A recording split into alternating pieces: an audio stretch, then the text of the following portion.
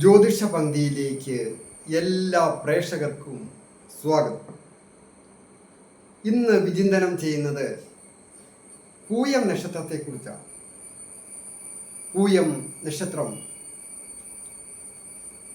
അതീവ കഷ്ടതകളും നഷ്ടങ്ങളും ഒക്കെ അനുഭവിക്കുന്നവർ അതിൽ നിന്ന് ഏത് രീതിയിൽ മുക്തി നേടുക, അവരുടെ പ്രവർത്തന രീതിയിൽ നിന്ന് എന്തൊക്കെയാണ് മാറ്റങ്ങൾ വരുത്തേണ്ടത്, ധനശേഷി വർദ്ധിപ്പിക്കുവാൻ എന്താണ് ചെയ്യേണ്ടത്, അങ്ങനെയൊക്കെയുള്ള കാര്യങ്ങളാണ് വിചിന്തനം ചെയ്യുന്നത്. ഞാൻ ഹരികുമാർ, ദേവി ജ്യോതിഷാലയം, കാവുംപടി, മണർകാട്, കോട്ടയം. ഈ ചാനൽ സബ്സ്ക്രൈബ് ചെയ്തിട്ടില്ലാത്തവർ സബ്സ്ക്രൈബ് ചെയ്യുകയും ലൈക്ക് ചെയ്യുകയും ഷെയർ ചെയ്യുകയും ചെയ്ത് എന്നെ പ്രോത്സാഹിപ്പിക്കണം എന്നുകൂടി അഭ്യർത്ഥിക്കുന്നു. അതുപോലെ തന്നെ ജ്യോതിഷ കാര്യങ്ങൾക്ക് നേരിട്ട് വരികയോ ഫോൺ വിളിച്ച് ചോദിക്കുന്നതിനുമൊക്കെ അവസരമുണ്ടായിരിക്കുന്നത്. ഓൺലൈനായിട്ടും നോക്കാം. വിവാഹ തടസ്സം, സന്താന ഭാഗ്യത്തിനും അതുപോലെ ഗൃഹം പണിയുന്നതിനും മറ്റ് ദാമ്പത്യ ജീവിതത്തിലെ ക്ലേശങ്ങളൊക്കെ അറിയുവാനായിട്ട് നേരിട്ട് വരികയോ ഫോൺ വിളിച്ച് ചോദിക്കുകയും ചെയ്യാം. പൂയം നക്ഷത്രക്കാർ കർക്കിടകം രാശിക്കാരാണ്. കർക്കിടകം രാശി എന്ന് പറയുമ്പോൾ അതിൻ്റെ അധിപൻ ചന്ദ്രനാണ്. ചന്ദ്രൻ മനസ്സിൻ്റെ കാരകനാണ്.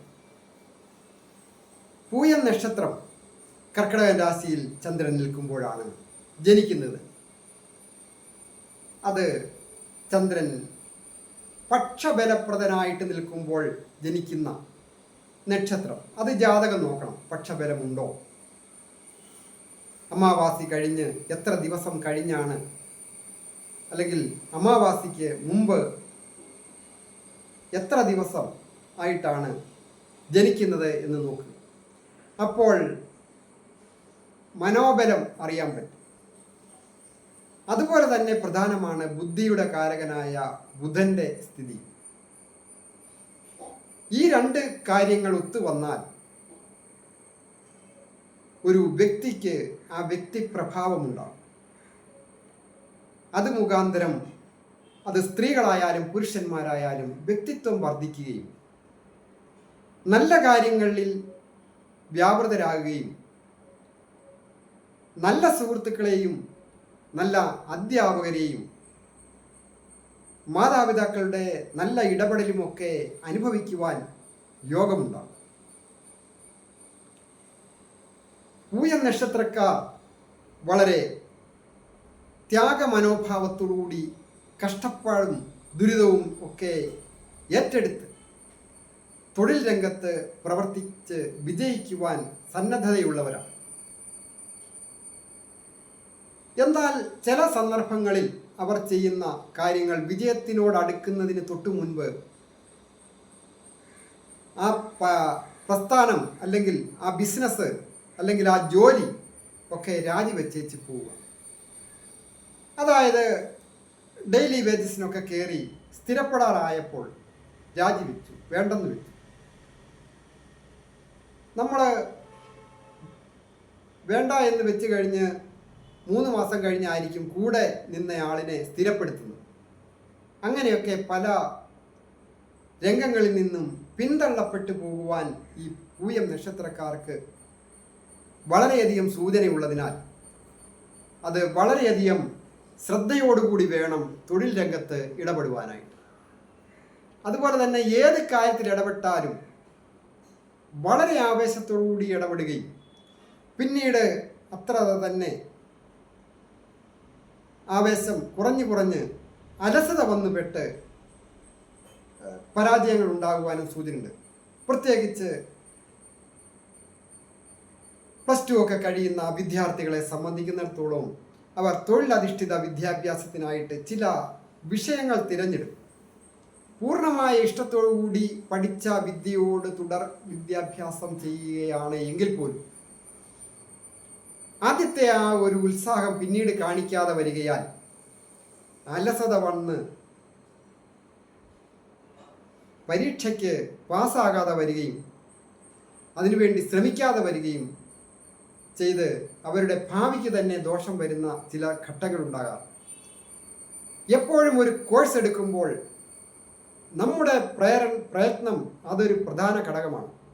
എത്ര നല്ല അധ്യാപകരെ കിട്ടിയാലും, എത്ര എളുപ്പമുള്ള കോഴ്സ് കിട്ടിയാലും, എത്ര മാത്രം തൊഴിൽ സാധ്യതയുള്ള കോഴ്സായാലും, ഈ പൂയം നക്ഷത്രക്കാർ ശ്രദ്ധിക്കുക, അവരവർ എടുക്കുന്ന കോഴ്സുകൾ ഏതായാലും അതിൽ അതീവ ശ്രദ്ധയും ജാഗ്രതയോടും കൂടി പഠിച്ച് പാസ്സായി അതിൽ ശ്രദ്ധിച്ചാൽ അതിൽ അവർക്ക് ജോലി സാധ്യത ഇല്ലാത്ത ഒരു കോഴ്സാണ് എങ്കിൽ പോലും ജോലി കിട്ടും. അതായത് പൂയം നക്ഷത്രത്തിൻ്റെ തൊഴിൽ ഭാവം എന്ന് പറയുന്നത് മേടം രാശിയാണ്. മേടം രാശിയുടെ അധിപൻ ചൊവ്വയാണ്. ചൊവ്വ പൂയം നക്ഷത്രക്കാർക്ക് രാജയോഗകാരകനാണ്. ദേവീക്ഷേത്രത്തിലൊക്കെ പ്രാർത്ഥിച്ചാൽ പെട്ടെന്ന് അനുഭവം ലഭിക്കുന്ന, ഭാഗ്യാവസ്ഥകൾ ലഭിക്കുന്ന ഒരു നക്ഷത്രക്കാരാണ് ഈ പൂയം നക്ഷത്രക്കാർ. സംസാര ചാതുര്യമൊക്കെയുള്ള ഈ പൂയം നക്ഷത്രക്കാർ സമൂഹത്തിൽ സ്ഥാനമാനങ്ങൾ ലഭിക്കുന്നതിനുമൊക്കെ അത് വളരെ നല്ലതാണ്. മറ്റൊരു കാര്യം, പൂയം നക്ഷത്രക്കാര് കയ്യിൽ പൈസ വന്നു കഴിഞ്ഞാൽ സുഹൃത്തുക്കളെ സഹായിക്കുക, സഹോദര സ്ഥാനീയരെ സഹായിക്കുക, അതുപോലെ കുടുംബത്ത് വേണ്ടതും വേണ്ടാത്തതുമായ പല ആഡംബര കാര്യങ്ങളും ഡെക്കറേഷനുകളൊക്കെ ചെയ്യുക, ഫർണിച്ചർ ആവശ്യമില്ലാത്തതൊക്കെ വാങ്ങിച്ച് കൂട്ടുക, യന്ത്രസാമഗ്രികൾ മിഷനറീസ് ചെറിയത് വീട്ടിൽ വാങ്ങിച്ച് വെച്ച് അത് പൊടി പിടിച്ച് അവിടെ കിടക്കുക.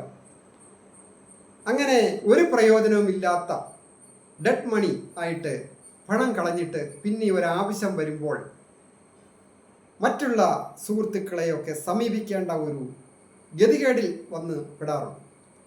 അതുകൊണ്ട് പൂയം നക്ഷത്രക്കാരായ നിങ്ങൾ ഓരോരുത്തരും മനസ്സിലാക്കുക, കയ്യിൽ വരുന്ന പണം അത് എപ്പോൾ വേണമെങ്കിലും വിനിയോഗിക്കുവാൻ തക്ക രീതിയിൽ കരുതൽ ധനമായിട്ട് വെക്കുവാനായിട്ട് ശ്രമിക്കണം. ഒരു അത്യാവശ്യ ഘട്ടത്തിൽ ഒരാളിനോട് ചോദിച്ചാൽ ഈ പൂയം നക്ഷത്രക്കാർക്ക് ചിലപ്പോൾ സഹായം ലഭിച്ചു എന്ന് വരികയില്ല. അത് കരുതി വേണം ഇരിക്കുക. അതുപോലെ പ്രകോപിതരാകുന്ന ഒരു സ്വഭാവമുണ്ട്. ഏറ്റവും സ്നേഹിക്കുന്ന ആൾക്കാരോട് ചിലപ്പോൾ പെട്ടെന്ന് പ്രകോപനപരമായ രീതിയിൽ സംസാരിക്കുകയും സൗഹൃദത്തിന് ഉലച്ചിൽ സംഭവിക്കുകയും അത് പിന്നീട് വ്യക്തി ജീവിതത്തിൽ ബാധിക്കത്തക്ക രീതിയിൽ ചില മാനാപമാനങ്ങളും ഒക്കെ ഉണ്ടാകുക.